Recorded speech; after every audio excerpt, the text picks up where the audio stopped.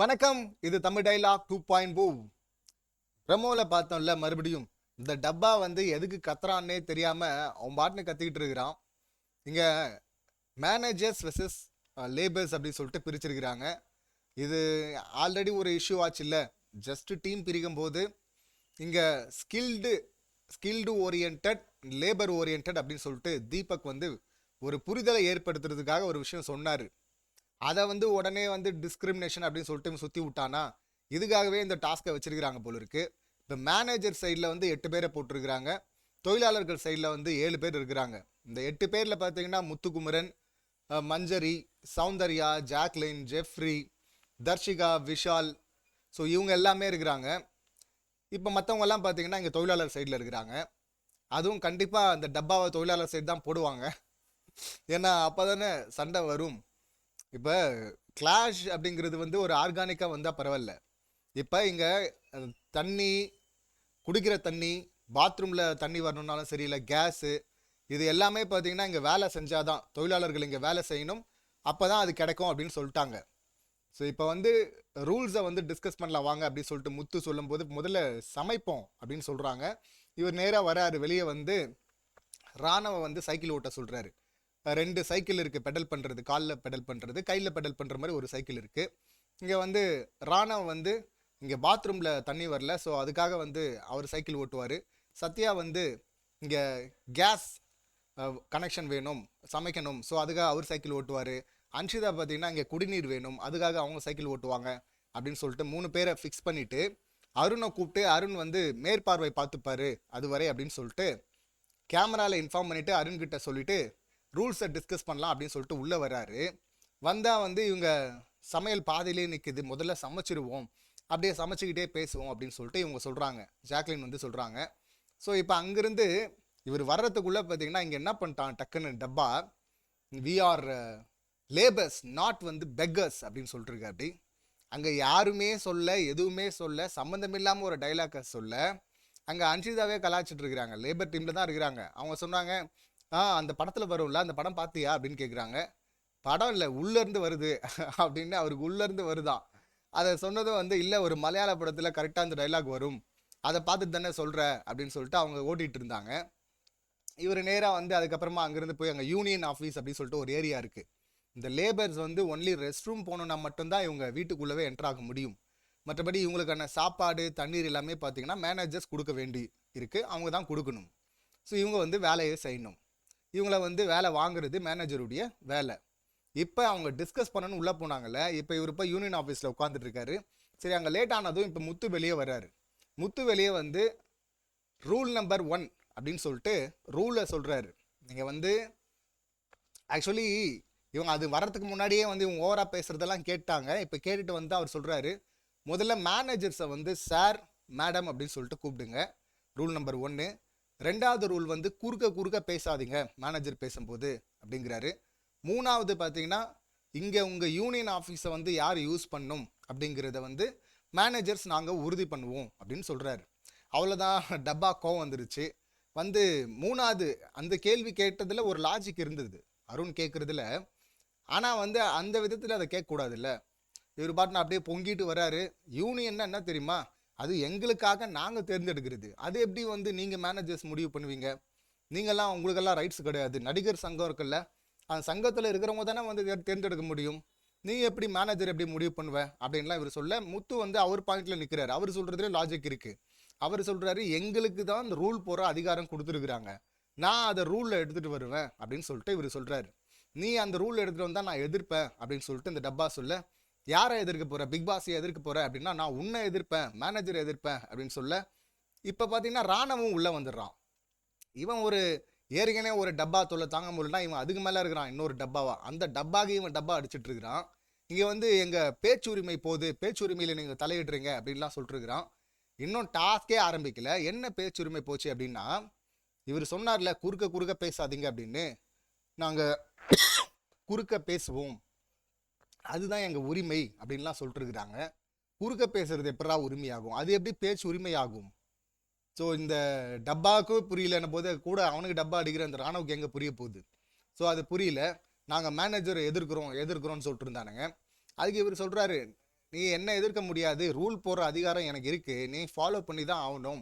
நான் போடுவேன்னா எங்கே இருக்கு காட்டு, இந்த யூனியனில் இவங்களை செலக்ட் பண்ணணும் அந்த அதிகாரம் வந்து மேனேஜருக்கு இருக்குன்னு சொல்லிட்டு இருக்கா அப்படின்னு டப்பா லாஜிக்காக கேட்குறாரம்மா. எல்லாத்தையுமாடா பிக் பாஸ் சொல்லுவார், ரூல் போடணுங்கிற விஷயத்த சொல்லிட்டாரு, ரூல் மேனேஜர் தான் போடணும். அப்படி இருக்கும்போது நான் போட போகிறேன், எல்லாத்தையுமே அவர் சொல்லுவார் அப்படின்னா அதெல்லாம் என்னால் ஃபாலோ பண்ண முடியாது, என்னால் கேட்க முடியாது, போ அப்படின்னு சொல்லிட்டு. அப்படி என்ன என்ன போன்ற என்னதுக்கு போன்ற அப்படின்னு சொல்லிட்டு அவர் பார்த்து பேசு, மரியாதையாக பேசு அப்படின்னு சொல்லிட்டு நிற்கிறாரு. நடுவில் சௌந்தர்யா கூட வந்து மரியாதையாக பேசுங்க அப்படின்லாம் சொல்கிறாங்க. இவர் தான் மரியாதையெல்லாம் பேச வராது, இது முன்னாடியே வந்து நாங்கள் வந்து லேபர் தான், நான் வந்து பெக்கர் கிடையாது அப்படின்லாம் முன்னாடியே பஞ்ச் டைலாக் பேசினார்ல, அந்த டைலாக் திரும்ப பேச முத்து வந்து கடுப்பாயிட்டே சொன்னார், இப்போ உன்னை யார் வந்து பெக்கர்ன்னு சொன்னா, யாருமே சொல்ல, நீயா வந்து ஏதாவது வந்து ட்விஸ்ட் பண்ணிக்கிற, இதுக்கு பேர் தான் ட்விஸ்டர், யூ ஆர் ட்விஸ்டர் அப்படின்னு சொல்கிறாரு. அதுக்கு உடனே நீ ஹம்பக்கு அப்படின்னு இவர் சொல்ல, இவர் வந்து நீ ப்ரொவோக் பண்ணுற அப்படின்னு சொன்னால் நீ வந்து வெறும் வெத்து வேட்டு, இந்த வெறும் மவுத் பீஸு அப்படின்லாம் இவர் சொல்லிட்டுருக்க. அப்படி ஆமாடா, அங்கே தான் வந்து முத்து ட்ரிகர் ஆகிட்டு ஆமாடா நீ அது கூட லைக் கிடையாதுடா அப்படின்னு சொல்லிட்டு ப்ரமோவில் பார்த்தோம்ல, ஸோ அந்த விஷயத்த சொல்கிறாரு. கடுப்பாயிட்டு ஸ்ட்ரைட்டாக அடித்தார், இது வந்து ரொம்ப சீப்பாக இருக்குது அப்படின்னா, நீ சீப்லேயும் சீப்பு, நீ சீப் டு த கோரு அப்படின்லாம் வந்து அந்த டப்பா கத்திட்டு இருக்கிற. அப்படி அப்படியே அமைதியாக பார்த்தாருன்னா என்ன பார்க்குற அப்படி பார்த்தா பயந்துருவோமா அப்படின்லாம் மறுபடியும் அதுக்கும் ஒரு கவுண்டரை கொடுக்குறேன்னு சொல்லிட்டு சம்மந்தம் இல்லாமல் உளறிட்டு இருக்கிறான். அங்கே வந்து மஞ்சரி ஜாக்லின்லாம் வந்துடுறாங்க, தீபக் வந்துடுறாரு, எல்லாரும் சொல்கிறாங்க இருங்க நாங்கள் பேசிட்டு சொல்கிறோன்னா, அப்போ பேசுறதுக்கு முன்னாடியே வந்து யார் சொல்ல சொன்னது, இங்கே வந்து வந்து அதிகாரத்தை காட்டுறாரு, திமிரை காட்டுறா அப்படின்லாம் இவங்க சொல்லிட்டு இருக்கிறாங்க. அங்கே ரயான் ஆகட்டும் பவித்ரா ஆகட்டும் அவங்க ரொம்ப இல்லை நான் உங்களை ரிக்வெஸ்ட் பண்ணுறேன் அப்படின்னு சொல்லிட்டு பேசுகிறாங்க. அந்த துணியில தான் வந்து மேனேஜர்கிட்ட இவங்க அப்ரோச் பண்ண முடியும். ஆனால் இந்த டப்பா இவர் புரட்சி பண்ணுறேன், புரட்சியெல்லாம் பண்ணலாம், எப்போ பண்ணலாம், உன்னை வந்து ரொம்ப டவுனாக நடத்துகிறாங்க, கீழ்த்தரமாக நடத்துகிறாங்கன்னா அப்போ நீ புரட்சி பண்ணனா அது வந்து ரசிக்கிற மாதிரி இருக்கும். இன்னும் டாஸ்கே ஆரம்பிக்கல அதுக்குள்ளே வந்து வி ஆர் நாட் பெக்கர்ஸ் அப்படின்னா உன்னை யார் பெக்கர்னு சொன்னாங்க, யாரும் எதுவும் சொல்லவே இல்லையே. ஸோ இதுதான் முன்னாடியே வந்து ஸ்கிரிப்டை எழுதிட்டு பர்ஃபார்ம் பண்ண வருது. சுச்சுவேஷனுக்கு ஏற்ற மாதிரி நீ பண்ணனா நீ ஹீரோவாக வருவ. சுச்சுவேஷன் ஒன்றுமே இல்லாதப்போ ஒன்றுமே இல்லாத விஷயத்துக்கு வந்து ஓவராக ஹைப் கொடுத்தனா நீ வந்து கோமாளி தானே ஆவ. அப்படி அந்த கோமாளித்தனத்தை தான் இந்த டப்பா வந்து தொடர்ந்து பண்ணிட்டு இருக்கா. அப்படி ஏற்கனவே காலையில் பண்ண அப்படி, நேற்று பண்ண அப்படி, காலையிலுக்கு அப்புறம் பார்த்தீங்கன்னா இந்த டாஸ்க்லையும் இதை தான் பண்ணிட்டு இருக்கா. அப்படி இது உள்ளே இருக்கிற எல்லாருக்குமே தெரியுது. ஆனாலும் இந்த டப்பா என்ன பண்ணுறது, இப்போ இவங்க தீபக் ஆகட்டும் ஜாக்லின் ஆகட்டும் நாங்கள் பேசிட்டு சொல்கிறோம் அப்படின்னு சொன்னதும் பார்த்தீங்கன்னா உடனே இதான் பாயிண்ட் கிடச்சிருச்சு, பேசாமே வந்து யார் சொல்ல சொன்னது. இதுக்கு நடுவில் ரஞ்சித் அவர் வேற கத்துற. அப்படி நான் என்ன பைத்தியக்காரனா, நான் எப்படி கத்தன, நான் சொன்னேன் உங்களை விட பயங்கரமாக கத்துவேன், இது பண்ணுவேன் அது பண்ணுவேன் அப்படின்ட்டு இருக்காரு. நீ எப்போ பண்ண வேண்டியதானே, உன்னை யார் கத்த வேணான்னு சொன்னாங்க, இவ்வளோ நாள் ஒன்றும் பண்ணல, அதெல்லாம் நான் சூப்பராக பண்ணுவேன் அப்படின்னு சொல்லிட்டு ஜூஸ் குமார் மாதிரிலாம் இவர் பேசிட்டு இருக்காரு. இது ஜூஸ் குமார்லாம் பேசுவார், நீங்கள் ஏன் சார் பேசுகிறீங்க, கத்தணுன்னா கத்துங்க சார், உங்கள் வாயா யார் சார் மூடி இருக்கிறாங்க அப்படின்னு தான் நம்ம கேட்க தோணுச்சு. இப்போ ரூலை படிக்கிறேன்னு சொல்லிட்டு ரூலை படிக்கிறாங்க. அந்த ரூலில் ரொம்ப தெளிவாக இருக்குது. இங்கே ரெஸ்ட் ரூம் யூஸ் பண்ணனா வாட்டர் வேணும்னா, பாத்ரூம்காக வாட்ரு, குடிக்கிறதுக்கான வாட்ரு, கேஸு, இது எல்லாத்துக்குமே வந்து இங்கே ஒர்க்கர்ஸ் வந்து லேபர்ஸ் வந்து வேலை செய்யணும். அவங்கள வந்து மேனேஜர்ஸ் வேலை வாங்கணும். யார் வேலை செய்யணும்னு சொல்லிட்டு அவங்க தான் சூஸ் பண்ணணும். அவங்கள வந்து கண்காணிக்கணும். இப்போ அவங்களுக்கான உணவெல்லாம் கொடுக்கணும். ரெஸ்ட் ரூம்காக மட்டும்தான் இந்த லேபர்ஸ் வந்து உள்ளே போக முடியும். இதில் தொழிலாளர்களுக்கான விதிமுறைகளை வகுப்பதிலிருந்து அவர்களுக்கான உணவை கொடுப்பது, இந்த வீட்டை இயங்குறதுக்கான எல்லா வேலையும் பார்க்குறது எல்லாமே வந்து மேனேஜர்ஸ் தான் பண்ணணும்னு சொல்லிட்டு ரொம்ப தெளிவாக இருக்குது. அப்போ விதிகளை வந்து வகுக்கிறது, அதை வந்து எக்ஸிக்யூட் பண்ணுறது எல்லாமே பார்த்திங்கன்னா இங்கே மேனேஜர் கையில் தான் இருக்குது. ஸோ மேனேஜர் வந்து அப்படி ஒரு டிமாண்டை வச்சாங்கன்னா அது பேச்சுவார்த்தை மூலயமா தான் வந்து தீர்க்கப்படணும். யூனியனில் யார் உட்காரணும் அப்படிங்கிறது இது ஜென்ரலான ஒரு பர்செப்ஷன் ஒன்று எடுத்துக்கிட்டு வந்துட்டு நான் தான் முடிவு பண்ணுவேன், நாங்கள் வந்து பெக்கர்ஸ் கிடையாதுன்னா இதில் என்ன பெக்கர்ஸ்ன்னு சொல்லிட்டாங்க, அவங்க சொன்னாங்களா உன்னை பெக்கர்ஸ்ன்னு, இல்லை உன்னை அடிமை மாதிரி நடத்துனாங்களா, எதுவுமே இல்லையே. ஸோ அதுக்குள்ளே அட்வான்ஸாக பண்ணுறேன்னு சொல்லிட்டு அவர் போனாலும் பார்த்தீங்கன்னா விட மாட்டேங்கிறான், இங்கேருந்து நோண்டிட்டு இருக்கிறான், நீ வந்து வெறும் மவுத் பீஸு அப்படின்னு சொல்லிட்டு. இங்கே தீபக் ஜாக்லின் மஞ்சரி எல்லாரும் இவர் கூப்பிட்டுட்டு இருந்தார். இங்கே மஞ்சரியும் சொல்கிறாங்க, ஜாக்லின் வந்து நீ முத்துவா வந்து சொன்னானா ரூல்ஸு அப்படின்னு சொல்லும்போது ஆமாம் அவன் தான் சொன்னான்னு எல்லாம் இவங்க திரும்ப அதுக்கு மஞ்சரி கூட சொல்லிட்டு இருந்தாங்க. இவர் முத்து சொல்லிட்டு இருந்தாரு, பா நான் என்ன சொன்னேன்னு கேளு, நான் மேனேஜர் தானே, நான் சொல்லாமல் எனக்கான ரைட்ஸ் இருக்கே அப்படின்னு அவர் சொல்கிறாரு. இப்போ அதுக்குள்ளே சரி நாங்கள் பேசிட்டு சொல்கிறோன்னா இப்போ ரஞ்சித்தும் கூட சேர்ந்துக்கிறாரு. இது பாருங்க, உள்ளே போங்க, பேசுங்க, பேசி முடிச்சுட்டு அப்புறமா வந்து கிளியராக ரூல் என்னன்னு சொல்லுங்கள். ஃபஸ்ட்டு ஒன்று சொல்லிவிட்டு அதுக்கப்புறம் நீங்கள் போய் டிஸ்கஸ் பண்ணிட்டு வேறு ரூல் சொன்னீங்கன்னா அது வந்து பிரச்சனை ஆகிடும். பார்த்துங்க, தெளிவாக யோசிச்சுட்டு சொல்லுங்கள். புரியுதா? தெளிவாக யோசிச்சு சொல்லணும்னு சொல்லிட்டு, யோ நீ லேபர்யா, நீ என்ன வந்து அதிகாரம் பண்ணிட்டு இருக்கிற? இப்போ தீபக்கு, ஜாக்லின் இவங்கெல்லாம் கொஞ்சம் அமைதியாக இருக்கிறாங்க அப்படிங்கிறதுனால இவர் வந்து ரஞ்சித் கூட சொல்லிட்டு இருக்காருங்க, எல்லாம் பேசி முடிச்சு சொல்லுங்க. ஏன் வந்து ஃபஸ்ட்டு ரூலில் சொல்லலாம், அதுக்கப்புறம் எதாவது அப்கிரேட் பண்ணோன்னா மறுபடியும் மீட்டிங் போட போகிறாங்க, அப்கிரேட் பண்ண போகிறாங்க. எல்லாத்தையும் முதல்ல சொல்லிடணும்னா யார் நீ யார் ஆர்டர் போடுறதுக்கு? அப்படின்னு ஆர்டரே போட முடியாதுல்ல. எல்லாம் அந்த எஃபெக்ட் தான், அருணுடைய எஃபெக்ட். நாங்களும் எதாவது பண்ணோமே அப்படிங்கிறதுக்காக ரஞ்சித்தும் சம்மந்தம் இல்லாமல் பேசிட்டு இருக்கு. அப்படி அதில் அவ்வளோ கிளியராக இருக்குது. ரூல்ஸை வந்து அவங்க தான் போடுவாங்க, அவங்க தான் உங்களுக்கு வேலையை கொடுப்பாங்க, அவங்க தான் உங்களுக்கான உணவை கொடுப்பாங்க, அவங்க தான் கண்காணிப்பாங்க அப்படின்னு தெளிவாக இருக்குது. அப்படி இருக்கும்போது வந்து அமெண்ட் பண்ணிவிட்டு இங்கே யார் யூனியனில் இருக்கணும் அப்படின்னும் எடுத்துகிட்டு வரலாம். இல்லை ஒரு தொழிலாளரை வந்து நாங்கள் உள்ளவே வச்சுக்கல, போட்டியிட நாங்கள் தடை பண்ணுறோம் அப்படின்னு கூட ஒரு ரூலை போடலாம். அப்போ வந்து இவர் எப்படி யூனியனில் வர முடியும்? அருண். ஸோ அருணை நிச்சயமாக போட விட மாட்டாங்க. அந்த மாதிரி நேரடியாக இவன் தான் இருக்கணும் அப்படின்னு சொல்லிட்டு ஏன் நீங்கள் முடிவு பண்ணுறீங்க, எங்களுக்கான உரிமையை கொடுங்கன்னு சொல்லிட்டு லேபர் சைடில் கேட்குறதுல தப்பே கிடையாது. ஆனால் அது எப்படி கேட்கணும்? அது எங்கள் உரிமை, அதை கொடுங்க அப்படின்னு கேட்கணுமா? இல்லைனா வந்து இந்த மாதிரி நீ வெறும் மவுத் பீஸு, நீ வெறும் ஹம்பக்கு, அதெல்லாம் போயா, நான் அப்படி தான் பேசுவேன், இப்படியா பேசுவாங்க, இப்படியெல்லாம் பேசினா இவனை அந்த குரூப்லேருந்தே தூக்கி வேலையை விட்டு நிப்பாட்டி இவனை மட்டும் பனிஷ் பண்ணணும். ஸோ அந்த அளவுக்கு போவாங்களான்னு தெரியல. ஆனால் முத்துக்குமரன் இறங்கி அடிக்கிறத பார்க்கும்போது போகிறதுக்கும் வாய்ப்பு இருக்குது. ஆமாடா, நானாவது பரவாயில்ல, நீ அது கூட லாய்க்கலடா அப்படின்னு சொல்லிட்டு இறங்கி அடிக்க ஆரம்பிச்சிட்டார்ல, அதெல்லாம் பார்க்குற சுவாரஸ்யமாக தான் இருக்குது. அதுக்கப்புறம் முத்துக்குமரன் உள்ளே போகிறாரு. இப்போவும் பார்த்தீங்கன்னா வந்து அவங்க உட்கார மாட்டுறாங்க, வந்து அவங்களுக்கு வந்து சமைக்கிறது, பாத்திரம் கழுவுறது இதுலேயே இருக்குது ஃபோக்கஸ்லாம். கிச்சனில் போய் நின்றுக்கிட்டு ஜாக்லின் வந்து நம்ம இப்படியே சமைச்சிட்டே பேசலான்றாங்க. அவர் நடனா தீபக் பாத்திரத்தை கழுவிட்டு நம்ம இப்படியே பேசலாம் ரூல்ஸ் அப்படின்றாரு.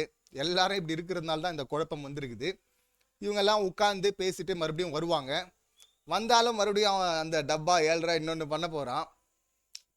பண்ணுறது வந்து ஒரு ஆர்கானிக்காக இருந்தால் பண்ணால் அது வந்து பார்க்குறதுக்கு இன்ட்ரெஸ்டிங்காக இருக்கும்.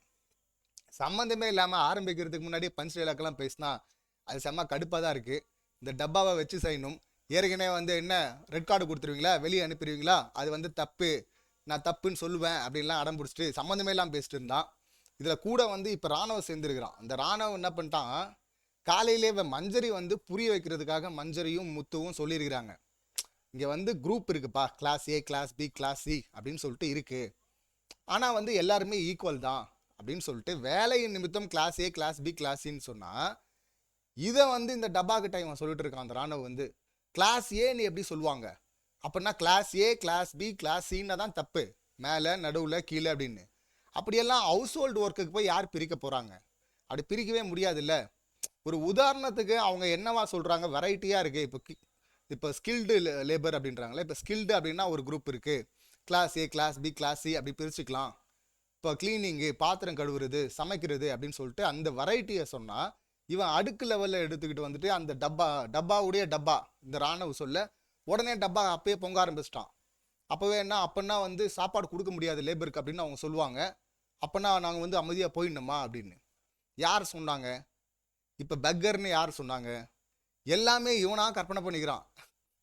அதை வந்து ஹைலைட் ஆக்குறதுக்கு ஒன்றுமே ஒரு சம்பவம் அப்படி ஒன்று பெரிய சம்பவமாக நடந்தால் அதை சொன்னால் கனெக்ட் ஆகும். இவன் ஒன்றும் இல்லாத சம்பவத்தை பெரிய சம்பவமாக மாற்றணும்னா இந்த மாதிரி ஒரு விஷயத்தையும் எடுத்து சேர்த்துட்டு போயிட்டே இருக்கணும் கற்பனையில். அதுதான் நான் போனால் வந்து அப்புறம் நீ பேசுறதுக்கு உரிமை இல்லைன்னுவாங்க, அப்புறம் நீ சாப்பாடே கேட்கக்கூடாதுன்னுவாங்க, அப்புறம் உனக்கு நமக்கு சாப்பாடே போட மாட்டாங்க, நீ ஜஸ்ட் லேபர்னு சொல்லுவாங்க. இதெல்லாம் யாராவது சொல்லுவாங்களா? இதெல்லாம் இவன் கற்பனை பண்ணிக்கிட்டாதான் அது வெயிட்டேஜ் கிடைக்கும் அந்த பாயிண்ட்டுக்கு, இவன் நினைக்கிற பாயிண்ட்டுக்கு. அப்போ நம்ம கரெக்டாக தான் பேசுகிறோன்னு சொல்லிட்டு இவனா ஆலோசினேஷனில் கற்பனையில் இருக்கிறான். ஸோ அதனால தான் இந்த மாதிரியான கோமாளித்தனத்தெல்லாம் இந்த டப்பா பண்ணிட்டு இருக்கிற. அப்படி இன்னும் என்னென்ன கோமாளித்தனங்கள் பண்ண போறாரு அப்படின்னு தெரியல. இந்த கோமாளியோட இன்னொரு கோமாளி ராணுவ எரிஞ்சிருக்காரு. இன்னும் எத்தனை கோமாளிகள் சேர போறாங்கன்னு தெரியல. அதையும் வெயிட் பண்ணி தான் பார்க்கணும். ஆனால் சம்பவம் சிறப்பாக இருக்கும் அப்படின்னு நினைக்கிறேன். இந்த சம்பவங்களை நீங்கள் எப்படி பார்க்குறீங்க, உங்கள் கருத்து என்ன அப்படிங்கிறத கமெண்ட் பண்ணுங்கள். மீண்டும் அடுத்த வீடியோவில் சந்திக்கலாம். நன்றி, வணக்கம்.